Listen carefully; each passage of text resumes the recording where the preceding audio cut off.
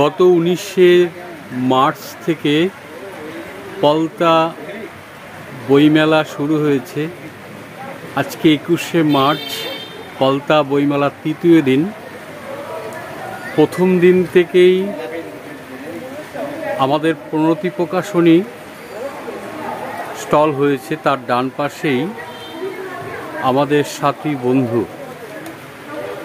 সুদূর কৃষ্ণনগর থেকে দেবাশিস এই মেলাতে উপস্থিত, বেশ কিছু সাপের ছবি নিয়ে। বুঝতেই পারছেন ওর উদ্দেশ্য হচ্ছে মানুষকে সাপ বিষয়ে সচেতন করা। এখনও মানুষ সাপ বিষয় নিয়ে অনেক ভুল চিন্তা, ভুল ধারণা পোষণ করেন। কয়েকদিন আগে আমাদের কাছে খবর এসছে ক্যানিংয়ে কেউটে সাপের কামড়ে ওঝা গুনিন করে বিপদ ডেকে এনেছেন। দেবাশিস একটি বইও লিখেছে। আমি আমার ইউটিউব চ্যানেলের পক্ষ থেকে দেবাশিসের কাছে দু একটি কথা জানতে চাইব। দেবাশিস, তুমি কৃষ্ণনগর থেকে ছুটে এসছো পলতা বইমেলাতে, প্রায় ট্রেনেই 2 ঘন্টার পথ। তুমি প্রথম দিন থেকে তোমাকে দেখছি, তুমি উদ্দেশ্য কি, কেন এসছো তুমি মেলাতে? প্রথম কথা হলো, আমি সাপ রেস্কিউ করে বিভিন্ন জায়গায় জঙ্গলে ছাড়ি। এবার সেই সময়ের সাপ রেস্কিউ সময়ের কিছু ছবি, পোস্টার, এগুলো আমি সব জায়গায় দিয়ে, এবং আমার লেখা একটা বই যেটা মানুষকে সচেতন হতে সাহায্য করবে, এটা নিয়ে এখানে আমি এসি মানুষকে সচেতন করার উদ্দেশ্যে। তো আমার বইটির নাম সাপ সত্য কাহিনী। এই বই থেকে জানতে পারবেন কত রকমের সাপ আছে, কোন সাপের বিষ আছে, কোন সাপের বিষ নেই, সাপে কামড়ালে করণীয় উপায় কী, একই রকম দেখতে দুটো প্রজাতির সাপ, একটার বিষ আছে অন্যটির বিষ নেই, কীভাবে চিনবেন, এই সমস্ত বিষয়গুলি আরও অনেক তথ্য পাবেন। তো আমার এই কিছু সাপের ছবি, ব্যানার, এইগুলো এখানে দেওয়া আছে, সাপগুলো যাতে মানুষ সহজে চিনতে পারে এবং বুঝতে পারে। এবার মানুষকে বাঁচাতে হবে এবং সাপকেও রক্ষা করতে হবে, সেই উদ্দেশ্যেই আমি এখানে বইমেলাতে কিছু সাপের ছবি এবং বই নিয়ে এসেছি। এই মেলা যে হচ্ছে, খবরটা পেলে কোন সূত্র ধরে? খবরটা কল্যাণী বইমেলাতে আমার নিজস্ব স্টল ছিল, এবং সেখানেই এই মেলা কমিটির যারা ছিলেন তারা ওখানে গিয়ে আমাকে হ্যান্ডবিল দিয়েছে। আচ্ছা আচ্ছা আচ্ছা, সবাইকেই দিয়েছিল, তার মধ্যে আমাকেও দিয়েছি। সেই সূত্র ধরে আমি আসলাম। না, মেলার বাকি দিনগুলো তো থাকবে, কিন্তু এই 3 দিনে তোমার অভিজ্ঞতা, যেহেতু আজকে বৃষ্টি হয়েছে, লোকজন একটু কমই আসবে, কিন্তু এই যে গত 2 দিন ধরে মানুষ কিছু প্রশ্ন করছে সাপ বিষয় নিয়ে, জানতে চাইছে। কিছু কিছু আসে, জিজ্ঞেস করে, তবে এখনো খুব একটা মানুষ আসেনি। বইমেলা প্রাঙ্গণটা বেশ ফাঁকা। পরবর্তীতে দেখা যাক যদি মানুষ আসে। হ্যাঁ, আসলে সাপ মানেই মানুষের কাছে একটা আতঙ্ক, কিন্তু সাপ মানে যে আতঙ্ক নয়।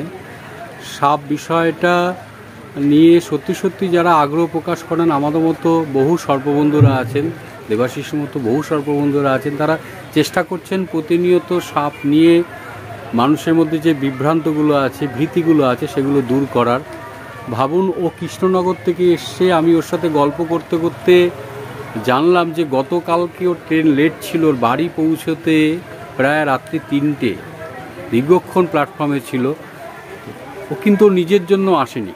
আমি আমার ইউটিউব চ্যানেলের পক্ষ থেকে যারা আমার এই চ্যানেলকে ফলো করেন তাদের কাছে আবেদনটা রাখছি, ও কিন্তু ওর নিজের নামের জন্য আসেনি, ওর নিজের কিছু অর্থ রোজগারের জন্য আসেনি। সাপকে ভালোবাসে, পরিবেশকে ভালোবাসে, মানুষ যাতে সাপ নিয়ে আতঙ্কগ্রস্ত হয়ে না পড়ে, অকারণে সাপকে না মেরে ফেলে, এবং সাপের কামড়ের ঘটনাগুলো যদি ঘটে যায় তাহলে ওঝাগুনিন না করে যাতে দ্রুত হাসপাতালে মানুষ যায়, সেই বিষয়ে প্রচারের জন্যই দেবাশিস কিন্তু এসছে ওর নিজের লেখা বই নিয়ে, এবং একই সাথে কিছু সাপের ছবি নিয়ে।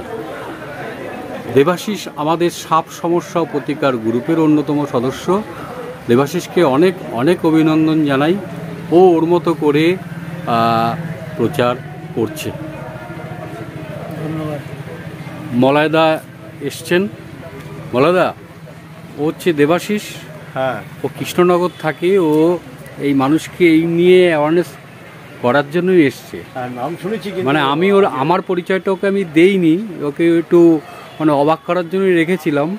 প্রথম দিন আমি সাপ সমস্যা প্রতিকার ব্যানারটা লাগাইনি, পরদিন টাঙানোর পর ও হঠাৎ করে বলছে কি, তারপর বলছে আমি দীপকটা। তারপর কালকে ওর সাথে অনেক গল্প হলো। যাই হোক, আমি বললাম আমার একটা নিজস্ব ইউটিউব চ্যানেল আছে, দীপক চক্রবর্তী স্নেক স্টোরি, সেটা নিয়ে একটা ছোট্ট তোমার গল্প, মানে এইটা হচ্ছে কারোর প্রচারের বিষয়টা নয়, মানে এইটা বোঝানো যে এখনও আমাদের মতো কিছু পাগল মানুষ আছেন যারা ছুটে আসেন। মানে উদ্দেশ্য কিন্তু ও দেখুন একা এসে ওর মতো করে এই মেলার মধ্যেও চেষ্টা করছে মানুষকে যাতে সাপ নিয়ে একটা সচেতন বার্তা দেওয়া যায়। ঠিক আছে, ইতিবাচক পাগল মানুষ থাকা দরকার আমাদের সমাজে, অনেক কাজে করবে। শুধু দেখুন মেলার তৃতীয় দিন পুরো মাঠ ফাঁকা।